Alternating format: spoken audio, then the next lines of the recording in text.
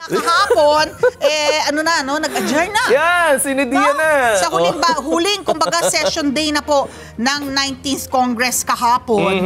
At marami po ang madidismaya sapagkat yung 19th Congress nag-adjourn ng hindi po nararatipikahan yung panukalang wage hike bill. So, ang legislated wage hike, may kanya-kanya silang bersyon. Sa mababang kapulungan, gusto 200 piso. Samantala sa Senado, 100 lang, di ba? Per Di sila day. nagkasundo. No, yung daily wage hike na yan, na pinag-uusapan. Sige, mag-compromise tayo, gawin natin 150. Correct. Ito na, nagka-abirya na. No, nag-adjourn ng 19th Congress nang hindi po nararatipikahan ang panukalang batas para sa dagdag sahod. Ayun. Matapos nga pong bigong magkasundo ang mababang kapulungan, ang Kamara po at ang Senado, sa kung magkano ang aumento sa minimum wage. Abay, pareho pong nagsagawa ng kanilang sinidi adjournment ang dalawang kapulungan itong Miyerkules. Kahapon po yan, tinapos na po yung third regular session na with neither of the two chambers adopting another chamber's measure. Yung Senado, ayaw i-adopt yung House version.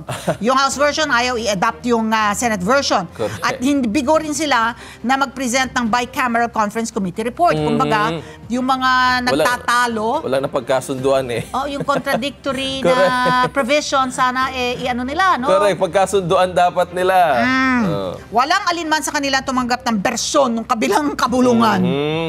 So, at ma-present yung ulat nga ng Bicameral Conference Committee. Ibig sabihin po, hindi ito maisusumite sa Pangulong Marcos, ito pong legislated wage hike bill para sa kanyang lagda. Wala, dead.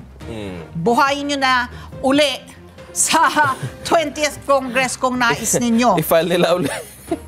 Sa panig po ng Senado, binatikos po ng mga senador yung kasi late nila ang Kamara sa pagpasa nito ng 200 peso legislated wage hike bill. At hindi nito pagpapatibay sa bersyon po ng Senado para sa 100 pesos legislated wage hike increase na pinasa noon pang 2024. Ayon po kay Senator Joel Villanueva, sumulat pa siya sa House Labor Committee Chair para sabihing pagtibayin na lang na ang bersyon ng Senado. I-adapt nyo na lang yung Senate version ng 100 pesos. Mas realistic. Oo. Ito'y matapos umanong maghayag ang delegasyon ng Kamara na bukas sila sa pag-ratify ng Senate version. Pero, humiling yung House panel ng Bicameral Conference Committee para pagtugmain nga yung bersyon ng dalawang kapulungan kahit na kahapon, huling araw ng 19th Congress. Sinala po ni Senator Villanueva, sinasabotahe daw ng Kamara ang Senado. Parang sinusulong daw anya ng mga kongresista yung kanilang 200 pesos legislated wage hike. Sa kanila kasi credit nun eh. Para mapasama. Samang tignan ang yung kongresista gusto 200 pesos. Ang aumento. Aba, yung Senado, 100 pesos lang. Gusto nyong pasamain yung itsura namin. Let's get together. Sunday 25. Sunday 25.